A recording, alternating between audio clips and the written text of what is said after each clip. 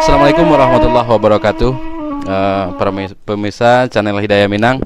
Kali ini kita bersama salah seorang tokoh yang bisa dikatakan sebagai seorang budayawan, di mana beliau cukup sebagai baik itu pemerhati, baik itu praktisi maupun peneliti. Jadi beliau cukup menguasai banyak hal di dalam masalah kearifan lokal, baik itu di bidang sejarahnya, termasuk masalah seninya.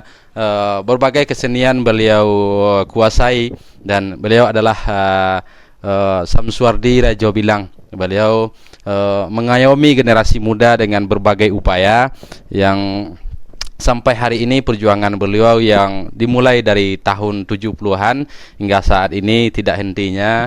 Namun kadang-kadang tokoh-tokoh seperti ini kita butuhkan untuk kemajuan kebudayaan kita ke depannya. Jadi sengaja dalam kesempatan kali ini kita akan mencoba berdiskusi dengan beliau menyangkut beberapa program yang sedang direncanakan, di antaranya menyusun buku atau naskah tentang Kubuang Tigo Baleh, kemudian dan banyak program-program lain. Jadi seperti kata pepatah, sekali marangkuh dayuang, dua tiga pulau terlampau. Jadi kita sekaligus meminta berbagai informasi bagi beliau dan sekaligus untuk mengisi channel YouTube ini, sebagian untuk mengangkat potensi tokoh-tokoh yang ada di berbagai daerah yang ini selama ini jarang tersentuh oleh pemerintah. Jadi sengaja kita tampilkan dengan berbagai perbincangan yang nanti akan dibagi beberapa bagian. Jadi kita langsung saja kepada bercerita, diawali dengan masalah Kubuang Tigo Baleh sesuai dengan warisan yang telah beliau terima. Jadi silakan Pak Cik. Assalamualaikum warahmatullahi wabarakatuh. Sesuai dengan program atau yang ditanyakan oleh Buya kepada Ambo, yaitu tentang Kubuang Tigo Baleh, asal usul Kubuang Tigo Baleh. Jadi kuasa usul Kubuang Tigo Baleh baru alum perjalanan Kubuang Tigo Baleh itu. Jadi waris nanti jawe pusako nanti terima atau nanti baca dalam tambo waktu tahun 80 sampai kami membaca tambo di Simpang Tanjung Lenampe, yaitu sampai sekarang tambo itu tidak tahu di mana keberadaannya. Dan kemudian kami telah membaca jadi asal usul Kubuang Tigo Baleh, yaitu dari Luak Agam, dari lereng Gunung Merapi, dari ulu Sungai Tarap, yaitu ulu Sungai Tarok bahasa Minangnya.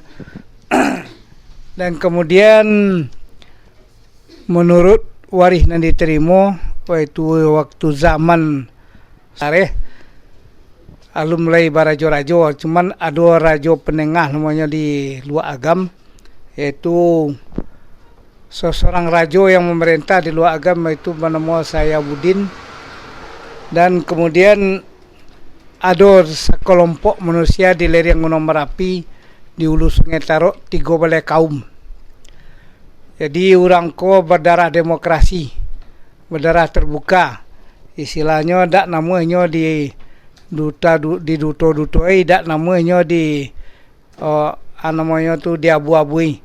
Makanya inyo bertindak yaitu engkar kepada raja nandak jujur, engkarnya kepada raja nandak patuh, nandak adil. Jadi sehingga meminta keadilan, nyo engkar. Akhirnya dek karena nyo engkar, ditinggalah dek rajo tadi itu dan segala hal di nagari. Sehingga nyo disabui buang saja nanti Tigo Baleh kaum tu, tak dipedulian, tak diperhatian. Ialah naknya cuba hidup sakaum bakau ninyo saja nanti Tigo Baleh kaum di lereng Gunung Merapi itu. Akhirnya orang go dipisah daripada kerajaan Nanado di waktu itu di daerah Luak Agam, dan kemudian orang go disisihan dari segala urusan masyarakat, sehingga orang go tak boleh masuk ke dalam bermasyarakat jauh dari dalam pemerintahan kerajaan. Akhirnya orang di Balai Kaunggo membuat satu rencana dan satu kelompok, yaitu untuk menentang kepada Rajo, dan akhirnya membuat kelompok untuk ambil barang-barang kerajaan. Akhirnya sehingga tidak bisa terkendali lagi. Akhirnya dijapuklah orang go balik.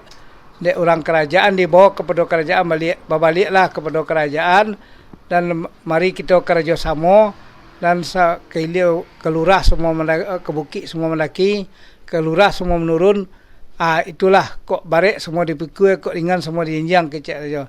Akhirnya orang ko menuntut. Lain nama kami berbalik kepada kerajaan, tapi kami ko agih pusako. Kami tak nak tinggal sekolah dah. Cuman agih kami pusako, kamarah kami diagih. Ke arah kamar kami disuruh.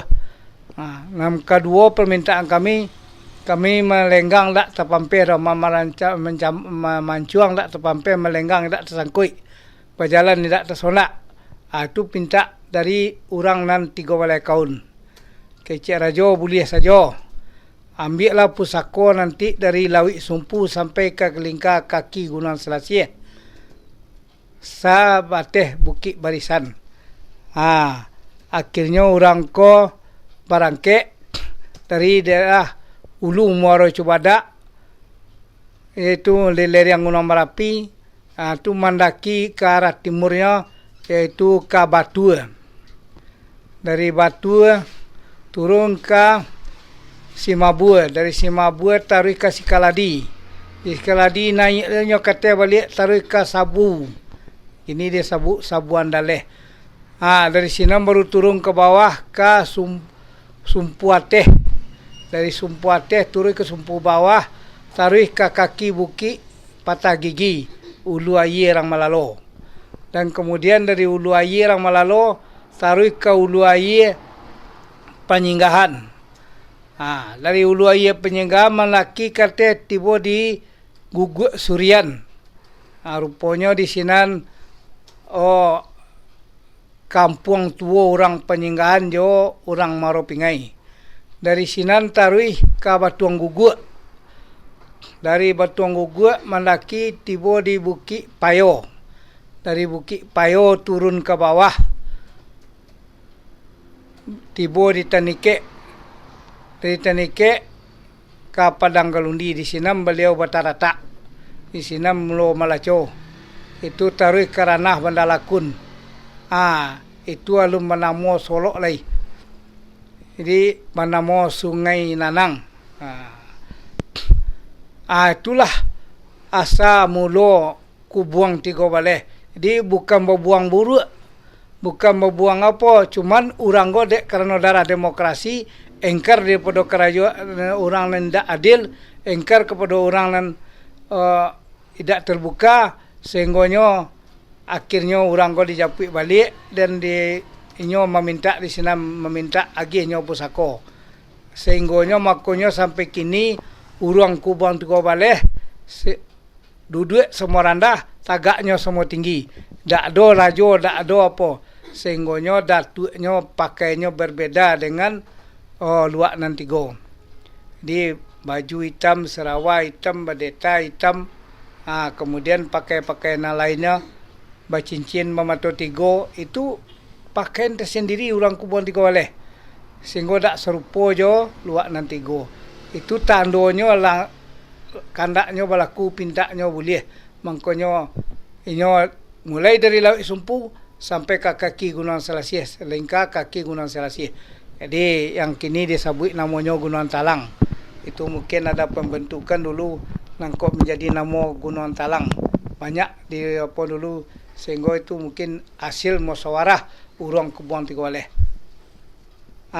Itulah penyebabnya disebut Kubuang 3 balai. Jadi orang dibuang ko bukan dibuang buruk ya, kerana ini dibuang diagih pusako dan diagih itu kebebasan. Jadi sehingga orang Kubuang 3 balai itu sesuai kalau dihayati cerita Datuk Perpati ada waktu seminar di Bukit Tinggi,